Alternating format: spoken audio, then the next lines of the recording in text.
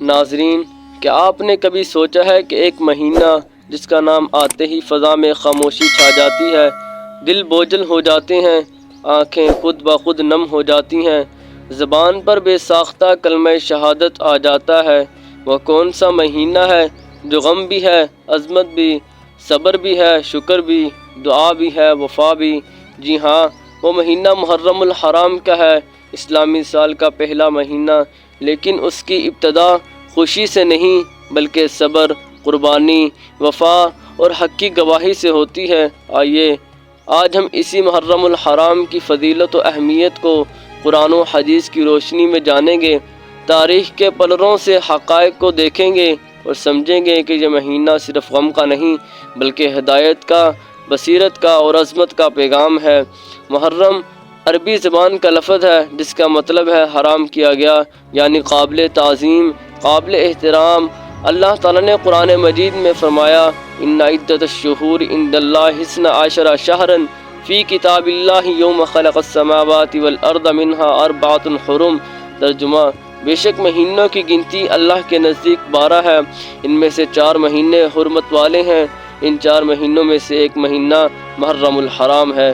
یہ وہ مہینہ ہے جس کو خود اللہ تعالیٰ نے حرمت والا قرار دیا۔ یہ مہینہ فضیلت، برکت، امن اور صبر کی علامت ہے۔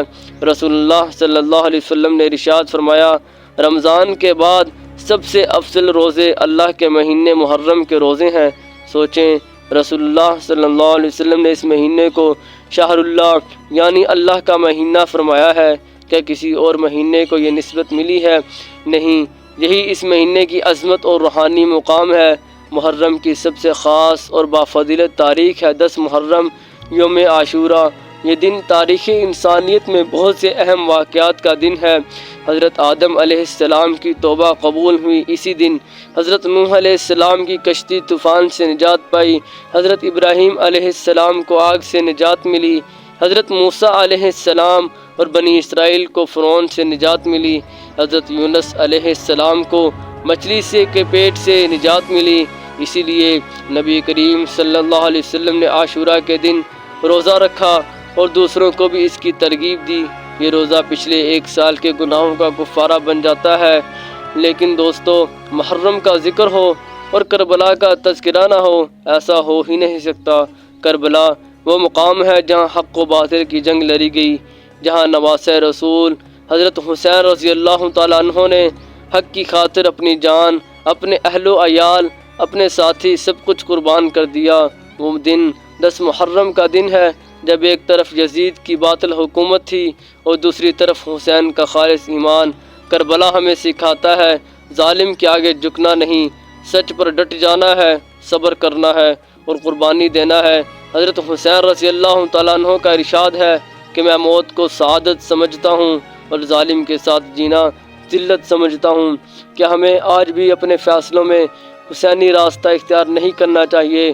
محرم الحرام کا مہینہ ہمیں یہ پیغام دیتا ہے کہ نفرت سے بچو، ظلم سے انکار کرو، صبر کو زندگی کا شعور بناؤ اور باطل کے سامنے حق کی آواز بنو۔ یہ مہینہ ہمیں دینی بیداری، نیت کی تجدید اور اللہ سے قربت کا پیغام دیتا ہے۔ یہ وقت ہے کہ ہم اپنے دلوں کو جھانکیں، اپنے اعمال کو پرکھیں اور اس مہینے کی قدر کریں۔ میرے عزیز دوستو، آئیے اس محرم الحرام میں ہم یہ عہد کریں کہ ہم ظلم کے خلاف اٹھیں گے، ہم دین کے راستے پر چلیں گے، ہم صبر، عدل اور وفا کا عالم بردار بنیں گے، ہم حضرت حسین رضی اللہ تعالیٰ عنہ کے کردار سے سبق لیں گے۔ یاد رکھو، کربلا ماتم کا نام نہیں، کربلا کردار کا نام ہے، کربلا پیغام کا نام ہے، کربلا زندگی کو بدلنے کا نام ہے۔ آج بھی اگر تمہارے اندر ایک حسینی روح جاگ گئی تو جان لو کہ تم نے محرم کو پا لیا۔ اے اللہ، ہمیں محرم الحرام کی برکتیں نصیب فرما، ہمیں حضرت حسین رضی اللہ تعالیٰ عنہ کی محبت عطا فرما، ہمیں حق پر قائم رہنے کی توفیق عطا فرما اور ہمیں باطل کے خلاف کھڑا ہونے کا حوصلہ عطا فرما۔ آمین یا رب العالمین۔